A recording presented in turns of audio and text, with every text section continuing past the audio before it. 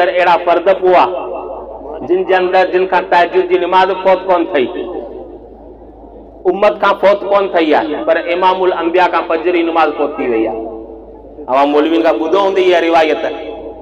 हजरत ख्वाजा कुतुबुद्दीन बख्तियार काकी रहमतुल्लाह अलैह वडे में वडो बुजुर्ग हो, वडे में वडो मुहद्दिस हो, वो जड़े वफात करे वियो तॾहिं उन वसियत लिखी हुई त मुंहिंजी जनाज़े जी नमाज उहो पढ़ाए जंहिंखां पूरी जिंदगी में तहज्जुद फौत न थियो हुजे।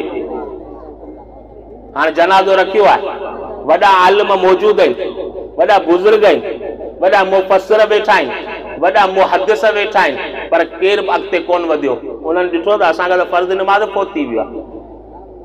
साईं जिन त तहज्जुद जी ॻाल्हि करे विया।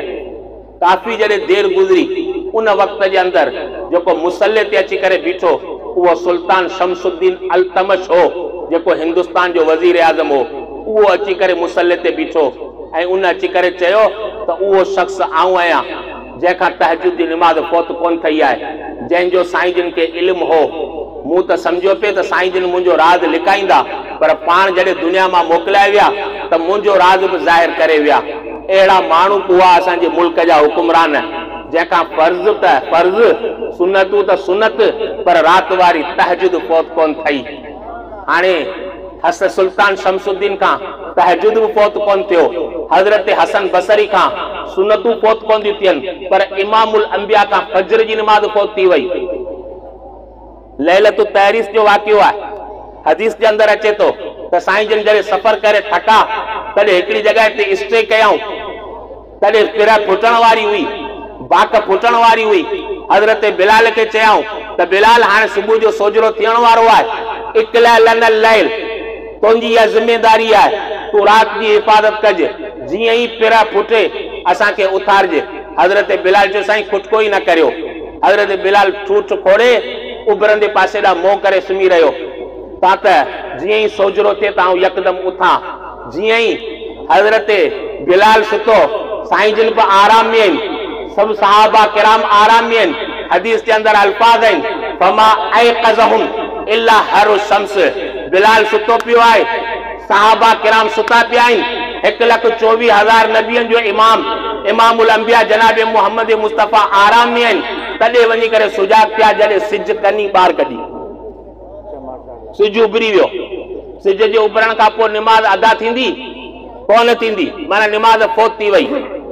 साईं जिन बिलाल खे चयो त बिलाल छा थियो? बिलाल कहिड़ो जवाब ॾींदो? चई साईं मां छा कंदुमि? मां अख़ज़ बिनफ़्सी मां अख़ज़ बिनफ़्सिक, जंहिं ज़ात तव्हांखे सुम्हारे छॾियो उन मूंखे बि सुम्हारे छॾियो। असांजा अरवा अल्लाह जे हथ में हूंदा आहिनि, असांजे हथ में कंहिं क़िस्म जो कोन्हे। साईं जन फरमायो त अॻिते वधो। अॻिते वधी आया, हिकिड़ी जॻह ते अची करे बीठा, उते साईं जिन निमाज़ फजर जी क़ज़ा कयऊं, सुनतूं पढ़ियऊं, पोइ वरी फर्ज़ जी क़ज़ा करे माण्हुनि खे ॿुधायऊं त सल्लू कमा रअयतुमूनी उसल्ली, जीअं तव्हां मूंखे निमाज़ पढ़ंदे ॾिठो अहिड़े नमूने सां निमाज़ पढ़ो। साईं जिन खां फजर जी निमाज़ फौत थी वई, क़ज़ा करे ॿुधायऊं। मुंहिंजे ॿुधाइण जो मक़सदु इहो आहे त हसन बसरी खां जेकॾहिं गैर मुअक्कद सुनत फौत कोन थी थिए त उनजो फ़ाइदो हसन बसरी खे आहे, उम्मत के कंहिं क़िस्म जो कोन्हे। जेकॾहिं सुल्तान शमसुद्दीन अल्तमश खां तहज्जुद जी निमाज़ फौत कोन थी थिए त उनजो सवाब उनखे मिलंदो, अव्हांखे कोन मिलंदो। पर इमामुल अंबिया खां जेका फजर जी निमाज़ फौत थी वई, जंहिंजी क़ज़ा करे ॾेखारियो, उनजो फ़ाइदो असां करोड़े गुनाहगार मुसलमाननि खे पहुचंदो जंहिंखां रोज़ फजर जी निमाज़ फौत थी थिए। जेकॾहिं साईं जिन असांखे क़ज़ा जो तरीक़ो न सेखारींदा त असांखे कीअं ख़बर पए हा? वयुअल्लिमुहुमुल किताब वल हिकमा, साईं जिन जो कम केड़ो हो? मुअल्लिम बणजी करे आया हुआ। ऐं वल किताब अल किताब वल हिकमा, दानाई जो ॻाल्हियूं सेखारण आया हुआ। इन्ही जे करे जनाब रसूलुल्लाह सल्लल्लाहु अलैहि वसल्लम के जेके माण्हू अची करे मिलिया, इहे बि मामूली कोन हुआ। उन्हनि जो इंतिखाब अल्लाह जल जलालु खुद अची करे कयो।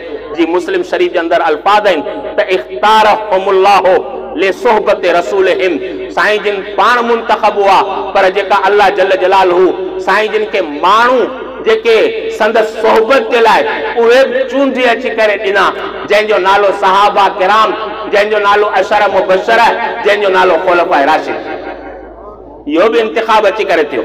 इन्हीअ करे तव्हां ॾिसो त हर उहो मसलो जेको साईं जिन जे दौर में पेश आयो, उन खां पोइ वरी जेकॾहिं हालात अची करे बदिलिया त उन सां जेकॾहिं मुक़ाबिलो कयो त अबू बकर सिद्दीक़ कयो। इहो